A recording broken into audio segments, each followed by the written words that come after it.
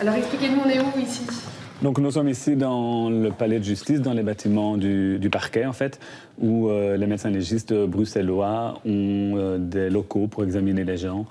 Donc ici c'est votre bureau? Ici c'est mon bureau où je fais tous mes dossiers non urgents, où j'examine les personnes vivantes à la demande du parquet, à la demande des juges d'instruction ou du tribunal. Donc on a la table d'examen.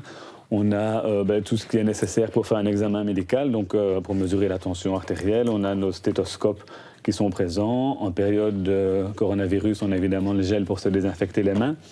Les examens que l'on doit faire, nous ici, c'est surtout des examens externes. Donc ça reste des examens qui sont surtout ciblés sur les faits que les victimes ont subis. On n'examine pas que les victimes, mais c'est vrai que c'est la majorité des cas. Ce dossier-là, par exemple, c'est un dossier dans lequel j'interviens depuis quelques semaines maintenant. C'est une dame qui est victime de coups et blessures de la part de son mari, mais également de séquestration, de torture, et qui elle a du mal à admettre les faits, elle est un peu dans le déni. Le but du médecin légiste, c'est toujours d'apporter un avis technique au magistrat, au juge d'instruction, pour qualifier au mieux les faits et pour pouvoir établir la vérité judiciaire.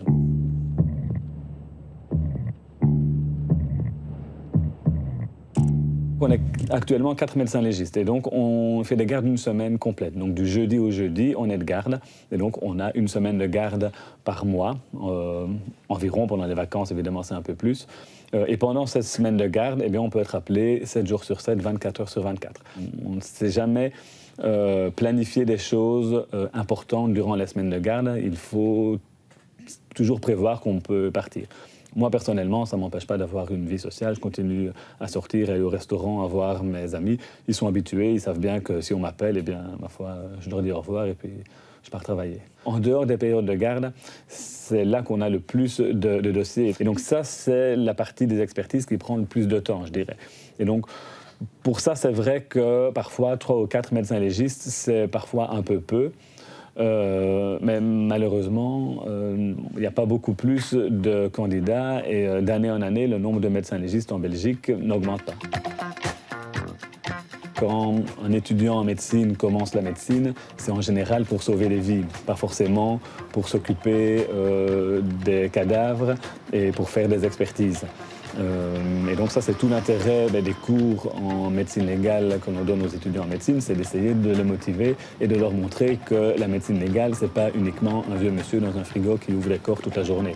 C'est quelque chose de différent et ce n'est pas une spécialisation qui est morbide, bien au contraire. Maintenant, on va à l'Institut de médecine légale de Bruxelles, donc, qui correspond en même temps à la morgue de la ville de Bruxelles. Et c'est là qu'il y a des salles d'autopsie pour les autopsies médico-légales, pour les autopsies judiciaires, donc celles qui sont demandées par le parquet ou les juges d'instruction.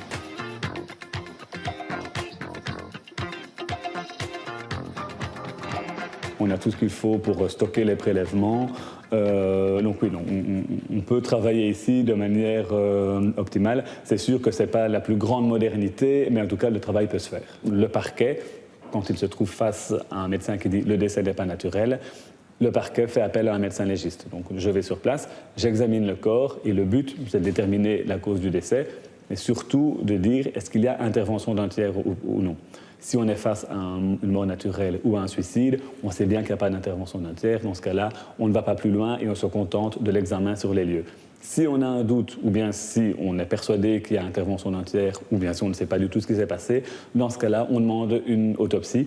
Et alors le corps est transféré ici à l'Institut de médecine légale pour qu'on puisse procéder à l'autopsie et essayer de déterminer le plus précisément possible les causes du décès. C'est à mon avis parce qu'on a déjà une certaine personnalité qu'on va se diriger vers la médecine légale et on ne fait pas la médecine légale parce qu'on n'a pas su faire autre chose.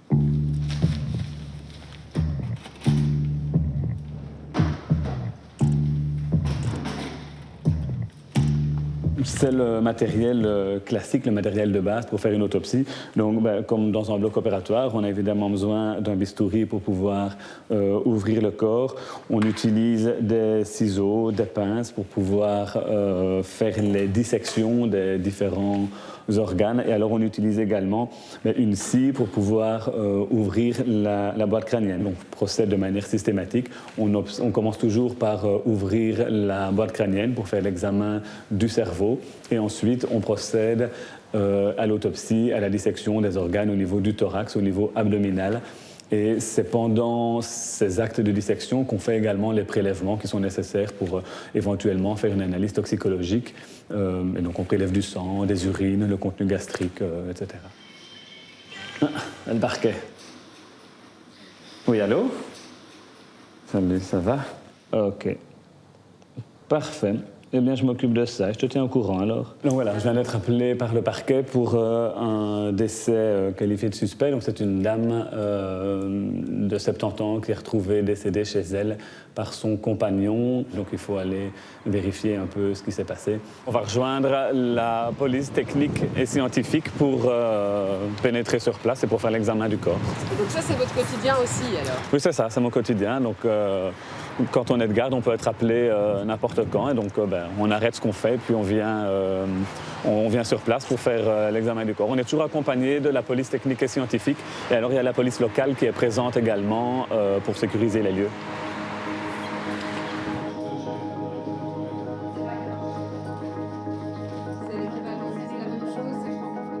Tu l'ouvres et t'enfiles tes jambes, tes bras.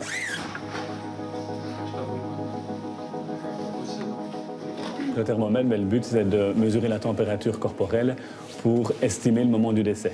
Donc, c'est un des rôles du médecin légiste, c'est déterminer les causes du décès, et le deuxième, c'est essayer de déterminer le moment du décès, parce que pour l'enquête, ça peut être important de savoir quand la personne est décédée. C'est ce qui est le plus compliqué, parce qu'il y a tellement de facteurs qui influencent qu'on ne peut jamais être précis, mais on peut donner une fourchette pour estimer le moment du décès, plus ou moins.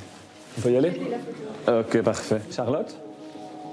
L'appartement est en désordre parce qu'il y a eu un cambriolage la veille, donc il n'a rien à voir, en tout cas a priori, avec le décès. Les policiers sont venus pour constater le cambriolage quand madame est rentrée et qu'elle a vu qu'elle avait été cambriolée.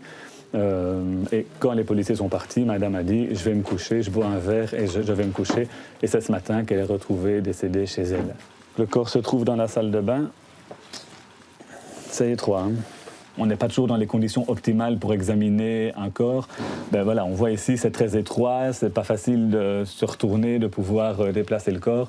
Et donc, parfois, c'est assez difficile de pouvoir faire un examen complet. C'est pour ça qu'en cas d'autopsie, c'est toujours intéressant de refaire un examen complet du corps. Pour l'instant, non, il n'y a vraiment rien d'inquiétant. Donc, les seules lésions qu'il y a sur le corps, c'est des petites griffures au niveau du dos d'une main, mais lésions qui sont même pas récentes, et madame a des chats, donc ça fait vraiment griffure de chat. J'ai déjà eu des cas difficiles, oui, mais après, voilà, on prend le recul nécessaire pour pouvoir faire la part des choses.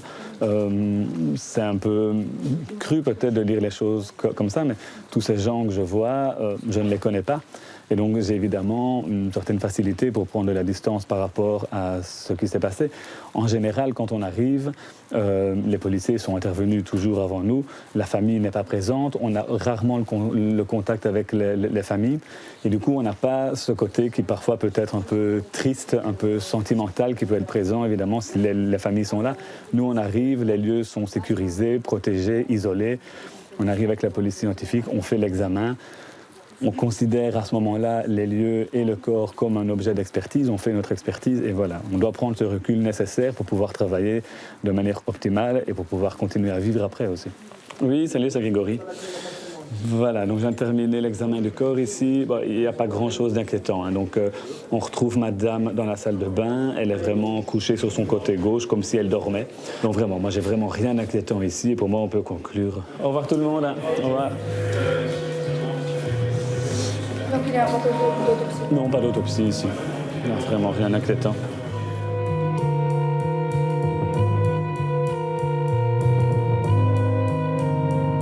C'est vrai qu'on a souvent des drames de la solitude ou des corps que l'on retrouve en partie décomposés parce que personne ne s'est inquiété quand ils sont morts chez eux dans leur appartement tout seuls. Donc ça, c'est aussi une grosse partie du travail en effet. Un corps décomposé qui sent avec des asticots, c'est pas ce qu'on préfère, mais chaque métier a des côtés positifs et des côtés plus négatifs.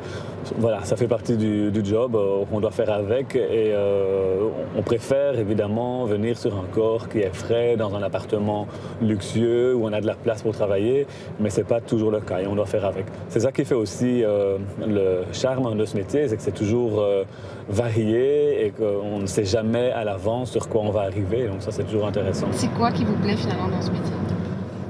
Ce qui me plaît, c'est le fait que quand on arrive sur place, on a un peu le contexte, on a un peu l'histoire, mais c'est toujours une surprise, on ne sait jamais ce qu'on va découvrir.